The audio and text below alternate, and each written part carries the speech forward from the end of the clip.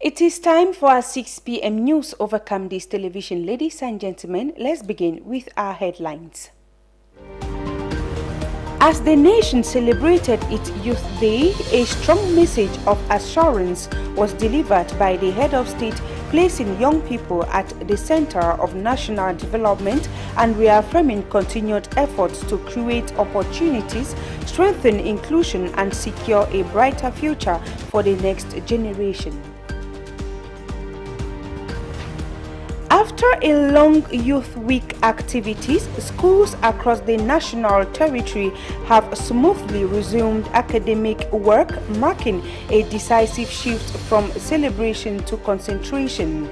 The vibrant energy that filled campuses during the commemorative period has now given way to structured lessons, academic planning, and a renewed commitment to excellence. These stories and more will be yours in a bit.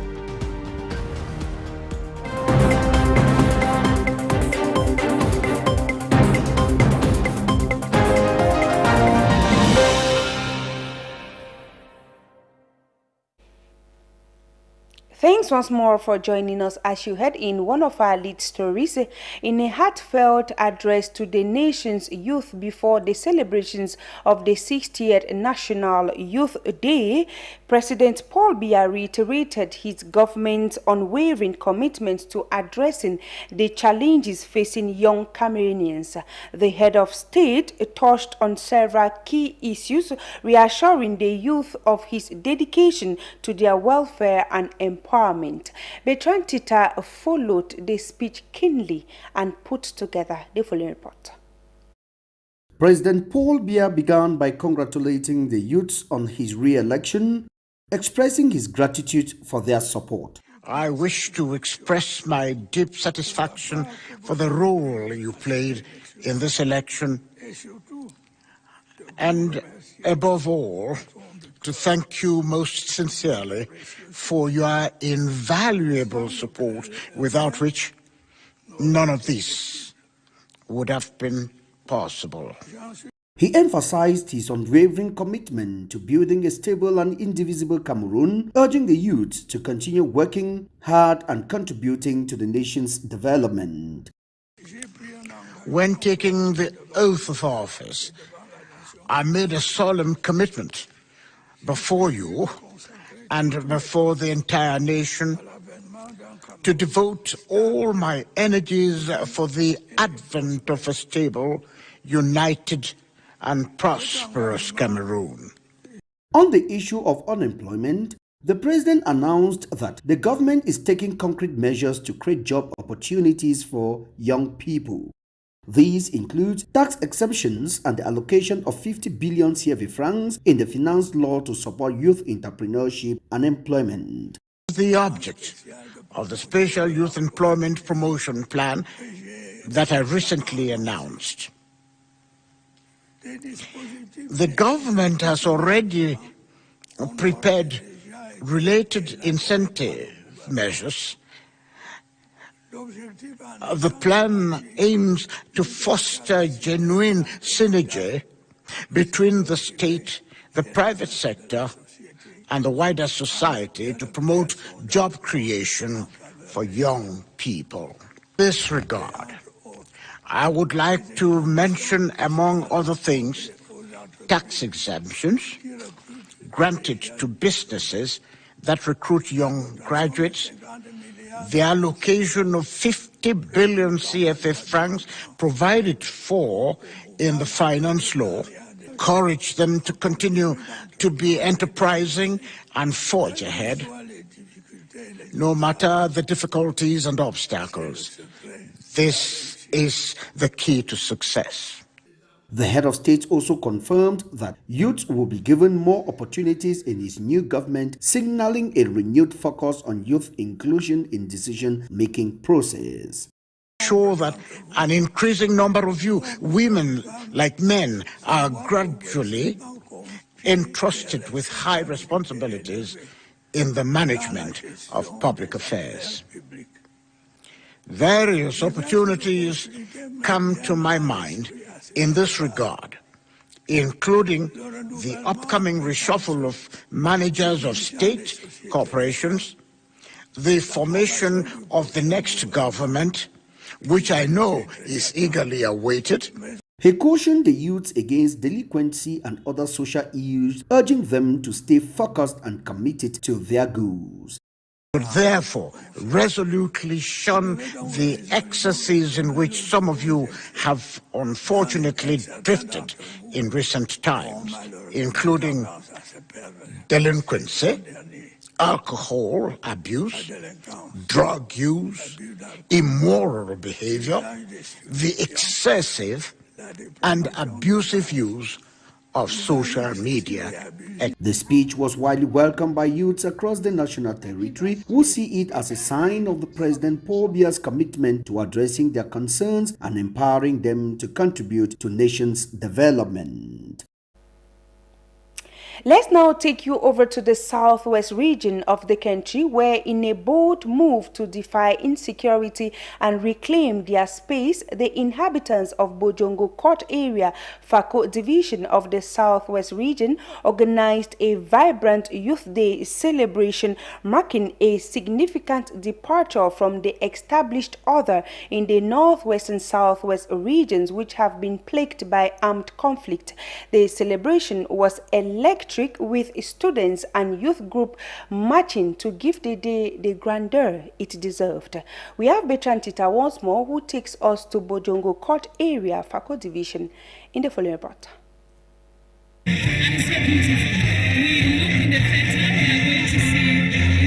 The event, which brought together youth from the area, was a testament to the resilience and determination of the local population, who have refused to be intimidated by the prevailing insecurity. Authorities praised the enthusiasm and energy displayed by the youth, who turned out in large numbers to participate in the celebration. I know what it takes years because the crisis, the administration announced that we should revamp this Youth Day back in Bojongo. We're very happy. We have to mobilize all hooks and corners so that we have a successful day. They expressed hope that next year's national celebrations will be even more successful, with increased participation and support from the community. Next year will be more better than what happened. Togetherness. We should be always together to higher heights to grow. Very blessing, big blessing, big blessing for us. The day's event included sporting activities and award of prizes to deserving individuals, adding to the festive atmosphere. The celebrations have been hailed as a sign that peace is slowly returning to Bojongo Court area and by extension the southwest region. Everything is coming back to normalcy in Bojongo Court area. To be part of this event, after more than 7 years that we have not held 11 February in Bojongo, and today we are here for the 11th February, and we have seen the mobilization. I want to see this opportunity to appreciate the chiefs, the elites, and the Bojongo community. The mayor, not even the mayor, for their wonderful job. Material and time put together to give this event the grandeur it deserves. And also to congratulate the youth because they came out in their numbers. The decision to hold the Youth Day celebration in Bojongo Court area is a significant confidence boost for the local population, who have been living under the shadows of insecurity for far too long. It is a clear indication that the people are eager to move forward, rebuild their lives, and reclaim their space. I'm trying to tell them to be united, unity, hopeful. They should have hope for what the president just said. The president talked of education, that education, you retaliate on education, that education is what we carry them far, that they are going to train them and they will give them jobs. The success of the event is a beacon of hope for a brighter future and a testament to the indomitable spirit of the Cameroonian people.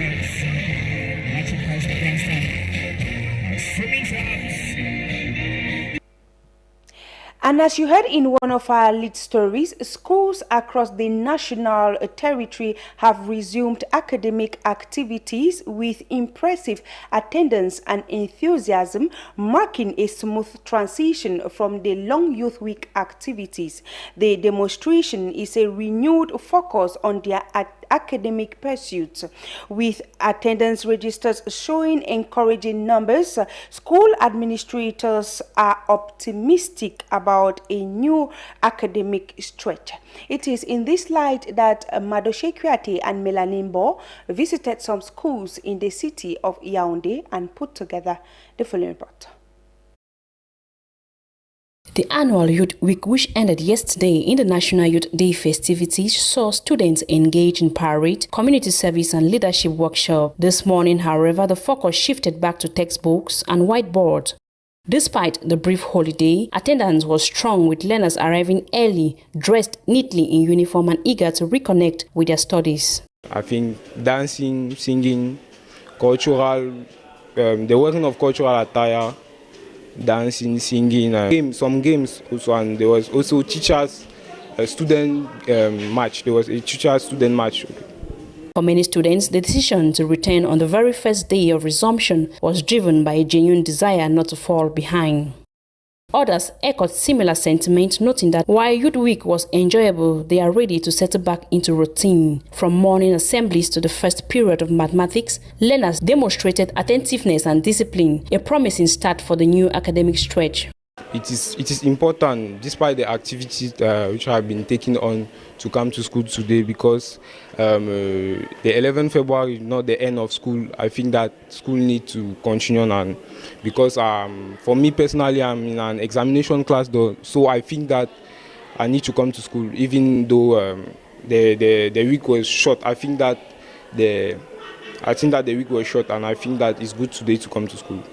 School administrators have welcomed the smooth transition and confirmed that academic activities had commenced without disruption. He further noted that attendance registers showed encouraging numbers, with the majority of learners already present and engaged in the first classes of the day. Yes, I can say that all the activities started this morning effectively, but there are many absences in classes. There are some students who have not come to school today. I don't know why. But I've already sent messages to parents to tell them that the classes are resumed today, because the Youth Week has ended since yesterday evening. So tomorrow we shall observe to see if everybody comes back. If not, by the weekend, we call the parents and tell them to send the students to school.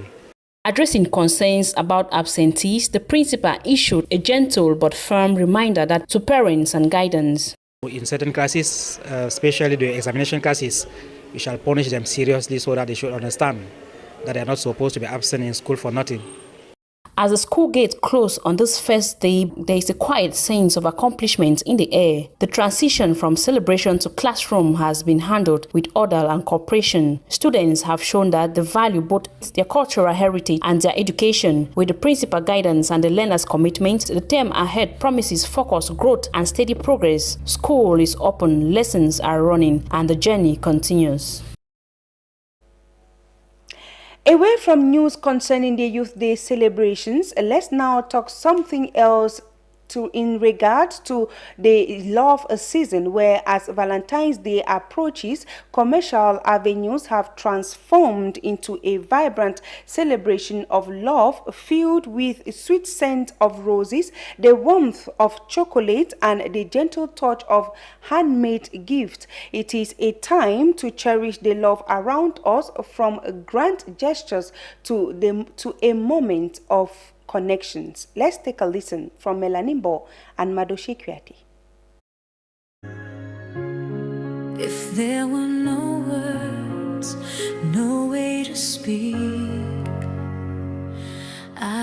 Valentine's Day is just around the corner, and the city is buzzing with love and romance. As lovers prepare to shower each other with their affection and gifts, the markets are filled with an array of beautiful and thoughtful presents. From elegant jewelries to romantic getaways, there's something for every couple to make their Valentine's special. The streets are filled with sweet scents of roses, and flower vendors are doing a brisk business as people rush to buy bouquets for their loved ones. Chocolate shops are also popular with an assortment of delicious treats that are sure to put a smile on anyone's face. Whether it's a box of fine chocolate or a heart-shaped cake, these sweet treats are the perfect way to show your love and appreciation. For those looking for a more unique gift, local artisans are showcasing their handmade craft, including beautiful jewelries, candles, and decorative items. These one-of-a-kind gifts are sure to impress your loved ones and make your Valentine's Day celebration even more special.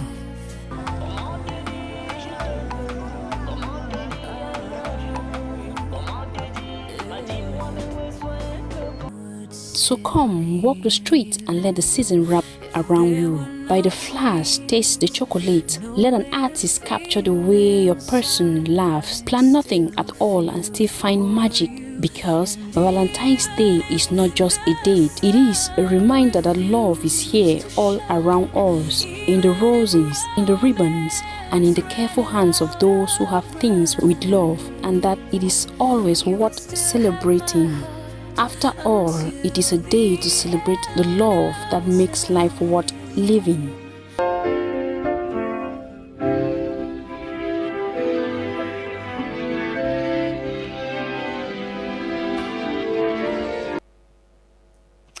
Ladies and gentlemen, if you are just joining us, it is the 6 p.m. news over Camdis Television.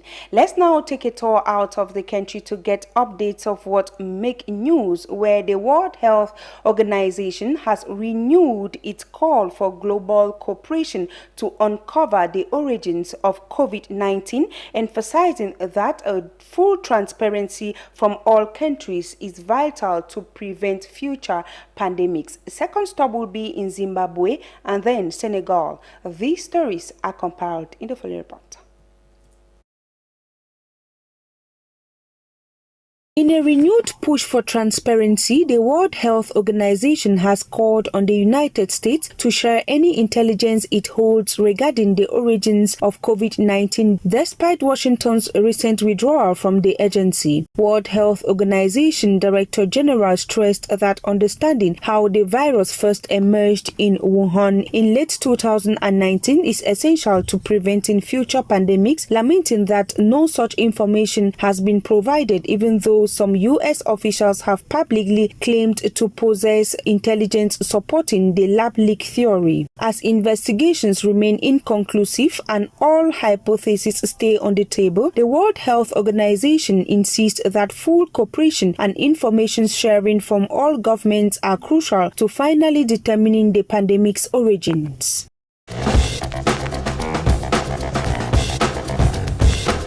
A political storm is brewing in Zimbabwe after the cabinet approved proposed constitutional amendments that could extend President Emmerson Mnangagwa's rule until 2030. The changes set to be tabled before the parliament, dominated by ZANU-PF, would lengthen the presidential term from 5 to 7 years and allow parliament rather than voters to choose the president, while also expanding Senate appointments. Opposition leaders have denounced the move as a constitutional coup, arguing that any extension of term limit must be approved through national referendums, warning that bypassing this process threatens democracy and could trigger serious political instability in a country already grappling with economic decline and years of political repression.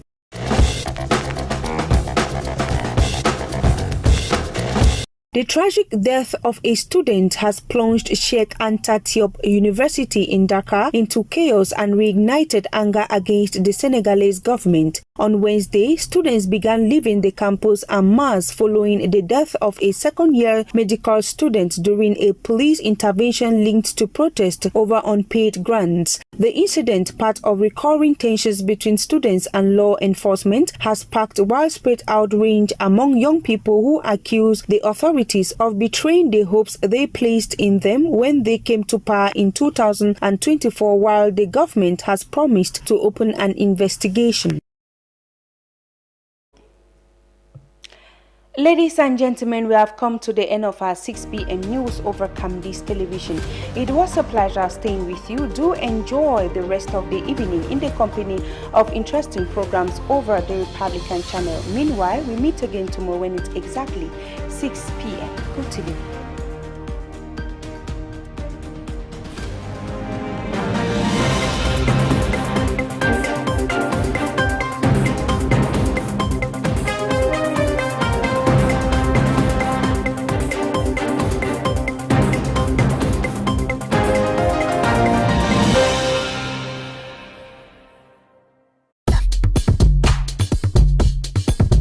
Bienvenue dans Autoroute, l'émission qui emprunte les routes du débat social tout en roulant sur des thématiques de la semaine.